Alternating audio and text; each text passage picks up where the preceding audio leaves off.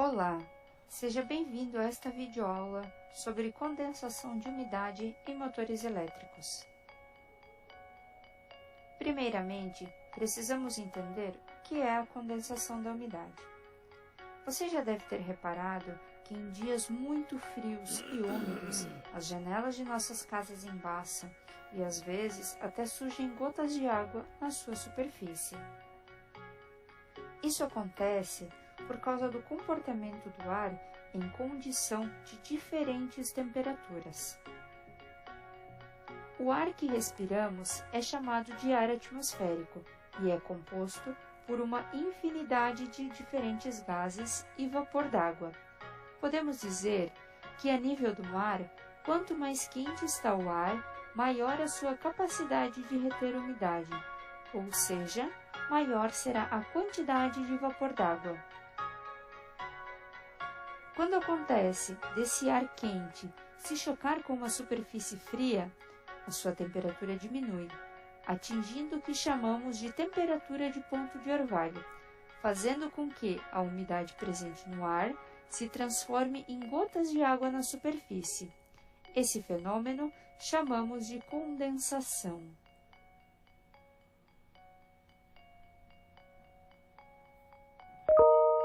Este mesmo fenômeno acontece no interior de um motor elétrico quando ocorrem variações de temperatura.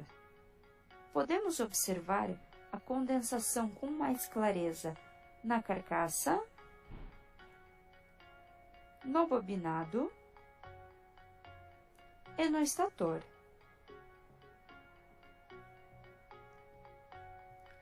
Durante o funcionamento do motor, circula em seu interior um ar quente e úmido, mas devido à sua temperatura estar mais alta, faz com que o interior do motor permaneça livre da condensação da umidade. No entanto, ao desligar o motor por um período de tempo suficientemente longo a ponto de resfriar a carcaça, o ar quente e úmido do interior do motor, em contato com a carcaça fria, atingirá a temperatura de ponto de orvalho, levando à condensação da umidade dentro do motor elétrico. Este fenômeno também ocorre quando os motores estão em operação e sofrem algum resfriamento de forma brusca, seja por lavação existente nos processos industriais ou por incidências de fortes chuvas no caso de motores desabrigados. Este fenômeno pode causar danos aos componentes internos.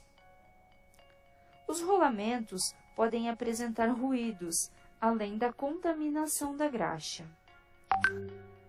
O eixo e o rotor podem apresentar oxidação, e esta oxidação pode levar ao travamento.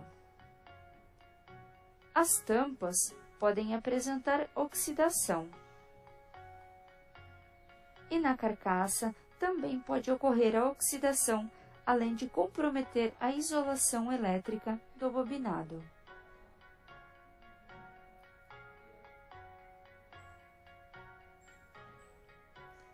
Uma solução simples para evitar o acúmulo de água e danos no motor é fazer a abertura frequente dos drenos do motor, conforme consta no Manual de Instalação VEG disponibilizado com o produto. Os bujões de dreno podem ser de borracha e estão situados sempre na extremidade inferior das tampas dianteira e traseira. Os mesmos saem de fábrica na posição fechada e devem ser abertos periodicamente a fim de permitir o escoamento da umidade condensada. Em motores IP55, os drenos devem ficar abertos continuamente, e para os motores IP56, IP65 e IP66 devem ser abertos periodicamente.